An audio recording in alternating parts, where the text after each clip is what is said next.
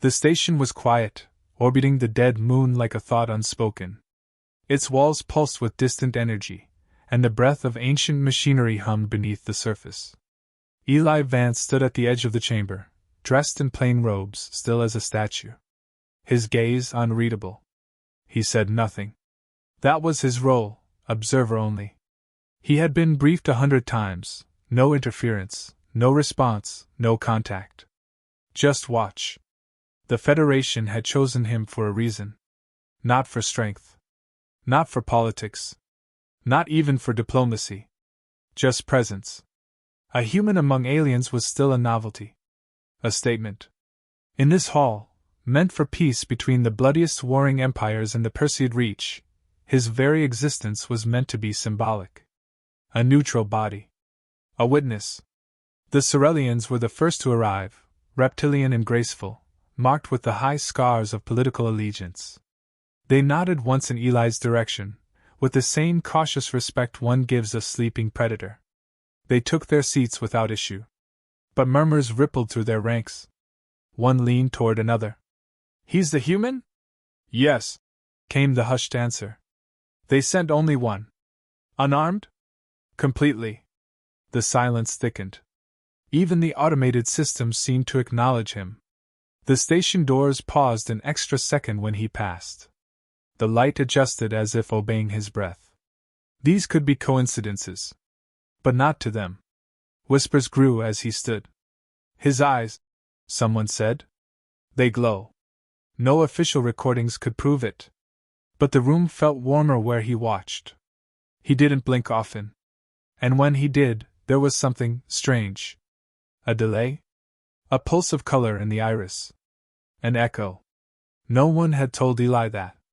No one had told him anything beyond the mission briefing. Watch. Report. Remain neutral. The Corellian delegation finished their initial offerings. The documents were placed. The interpreters activated. But the real weight of the meeting was still to come. Everyone knew that. The Valaktaith had not yet arrived. Eli didn't shift. Didn't sit. Didn't fidget. He simply observed. Like the air itself was under scrutiny. One Corellian broke the silence to ask, "Why do they send only one?" A diplomat replied, "Earth needs only one." A pause. "But why him?" No answer came. Time passed like thick molasses. Then the main chamber doors opened. The Valaktaith entered in formation, tall, brutal figures encased in bioarmor, their commander marked by a black spiral across the faceplate. Their steps were heavy, their pace deliberate. Warborn, proud, undefeated. Until now. The moment their eyes landed on the human standing across the room, something cracked. It was subtle. The commander's gait hesitated. A single breath caught. A hand twitched. And in that small moment, everything changed. None of them spoke. They just stared. At Eli. At his stillness. At his face. At those eyes. Eli turned his head slowly. No aggression. No emotion. Just presence. Like gravity. Like inevitability. And the Valaktaith saw it. Their past surged forward, memories their species had buried in religious texts and forbidden stories. Of something that walked like a man but carried the mind of a son. Of a presence that silenced worlds without sound. Of watchers. The room dropped into suffocating silence. Then one soldier knelt. Then another dropped their weapon. By the time the commander inhaled to speak, 10 were on the ground. And he, without order, without demand, lowered himself next. Eli Vance said nothing. He just watched. The surrender was not spoken. It happened. Like instinct. Like the way prey yields to a shadow overhead before it even knows why. Eli didn't move. He didn't acknowledge the kneeling soldiers, or the stunned Corellians now gripping their data scrolls like weapons. The silence deepened, unbearable in its weight. Even the diplomatic AI stuttered, uncertain how to classify what had just occurred. The Valaktaith commander lifted his head, slow, uncertain. His voice was hollow when it came. "Forgive us. We did not know, they still lived." Eli tilted his head slightly, eyes faintly glowing, no brighter than stars hidden behind clouds, but enough. The commander bowed again. A Cerelian finally whispered, "What do they see?" The answer came not from translation protocols, but from a Valactaith soldier, voice trembling. "He carries it." Those words ignited old fears. Lore passed through bloodlines. Tales dismissed as myth. Of a weapon that was not a weapon. Of an echo of war long ended, but never forgotten. Of something seeded into flesh and carried silently across generations until the right time. Another Valactaith murmured, "His breath has the cadence." And they all heard it now, the rhythm of his lungs, inhuman in its precision. Not mechanical, but too perfect. Too old. The Cerelian diplomat leaned forward. "What is he?" No one answered. They just stared at the human.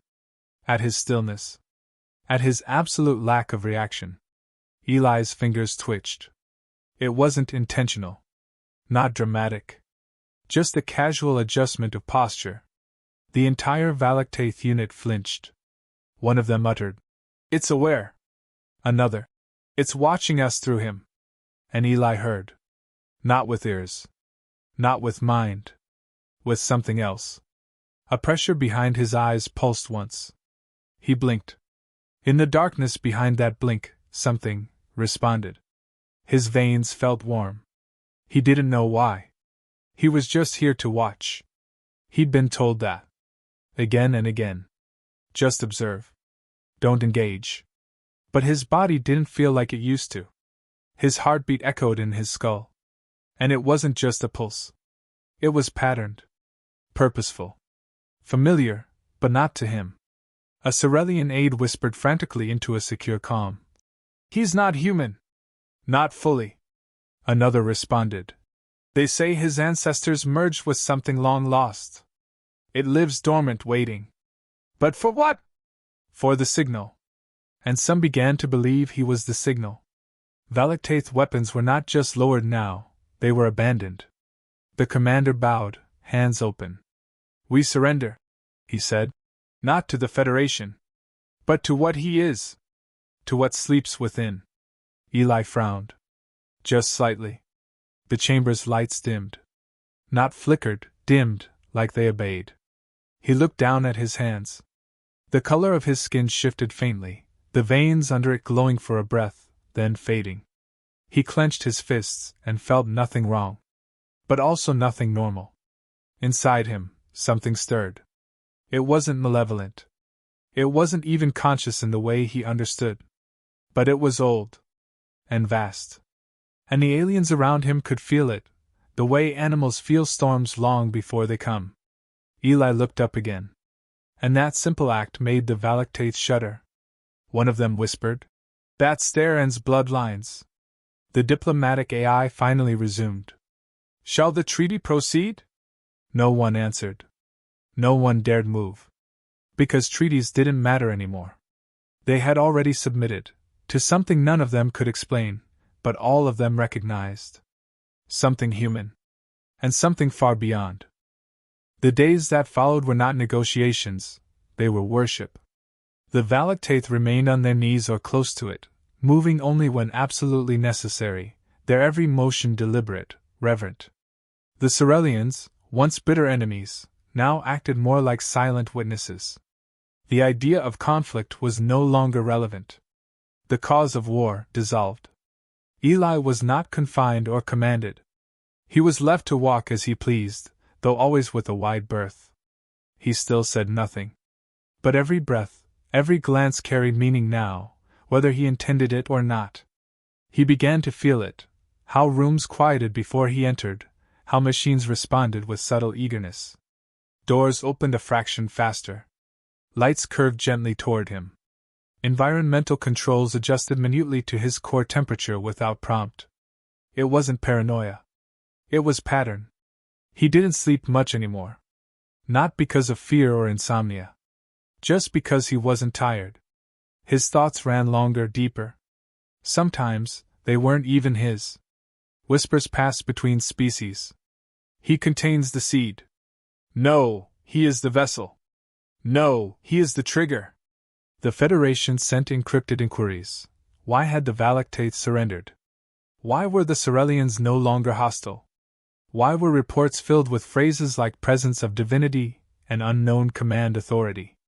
The diplomats aboard the station had no answers. Only awe. They tried to explain, but the words came out like poetry.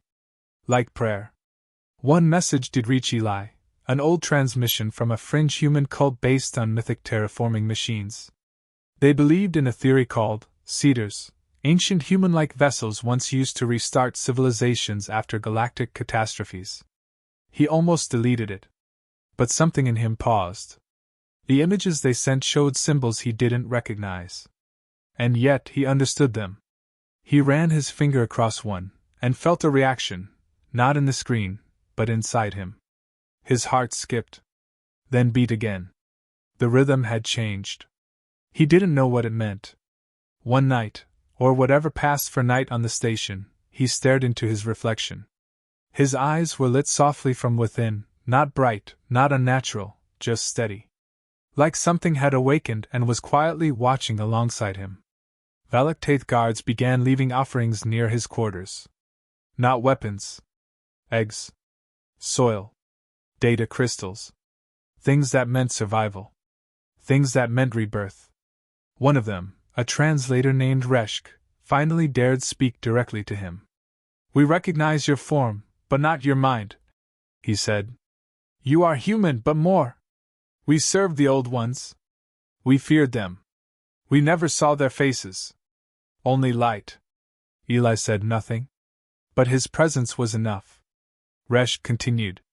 "The breathing, the glow, the silence. It is exact. You walk like the shape we were taught would return. The shape that ended the War of Stars. You do not remember because you are not it. But it remembers. Through you." Eli opened his mouth to respond. Nothing came. He wasn't even sure what he'd meant to say. The translator bowed. "You don't need to speak. You already are the message." And that was the moment Eli began to wonder if he had ever truly been human. Or if humanity itself had simply forgotten what it once was. He recalled a moment in childhood, vivid now, where he stared at a broken drone and it restarted on its own. His parents thought it was a glitch. Maybe it was never a glitch. Maybe the world had been responding to him his entire life, and he just never noticed. Now aliens traveled light years to Neil. And he still didn't understand why. The Federation finally sent a full investigative team. Not soldiers, scholars, geneticists, AI historians. They didn't come to challenge Eli. They came to confirm what everyone else already feared to be true. They ran scans. They asked questions. They ran more scans when the results made no sense. His DNA was human, mostly. But threaded deep in his genetic code were sequences they labeled as inorganic harmonics. Not mutations. Not enhancements. They were old. Prehistoric by cosmic standards. Not even Earth had records that ancient. One AI expert reviewed his neural map and quietly excused himself before vomiting in a hallway. "There's an architecture in his brain that mirrors a dormant war protocol from the lost Dairo's core," he whispered to no one. "It's not active, but it's listening." Eli could feel their eyes on him. Not out of fear. Out of reverence. They treated him like a relic. Like something sacred. He stood before them and finally asked, "Am I dangerous?" They couldn't answer. Not because they didn't know. But because the answer didn't fit into language anymore. One researcher knelt. Another followed. It spread like a wave. Scientists. Guards. Diplomats. All bowing before the quiet human who had come to watch. A child from the Cerellian delegation approached him, one who hadn't been told to be afraid. She touched his hand. "Are you a god?" she asked. He knelt, eye level with her. "I don't think so. But you glow." "I think that's just something I carry," he said softly. "But why?" "I don't know." And somehow, that honesty terrified the adults more than any confirmation. Because if he didn't know what was inside him, no one controlled it. The Valaktaith's ship that had initiated surrender refused to leave orbit.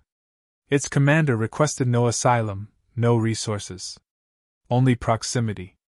"We will remain until the vessel commands otherwise," was their message. Eli received reports from other sectors. Armed factions putting down weapons. Pilgrimages forming. Systems once locked in conflict now holding joint vigils. His image was circulating, reproduced endlessly, sometimes altered, surrounded by halos, or geometric shapes traced to ancient ruins. Some groups began speaking in chance time to recordings of his heartbeat. He stopped sleeping altogether. There were no dreams now, only pulses of data when he closed his eyes. Coordinates. Memories that weren't his. Visions of a sky without stars. Machinery larger than planets. Heat not from fire, but from purpose. He wasn't just carrying something. He was part of it. A signal began to transmit from the diplomatic station, one not authorized, one no one could locate the origin of. Low frequency. Repeating. Calm.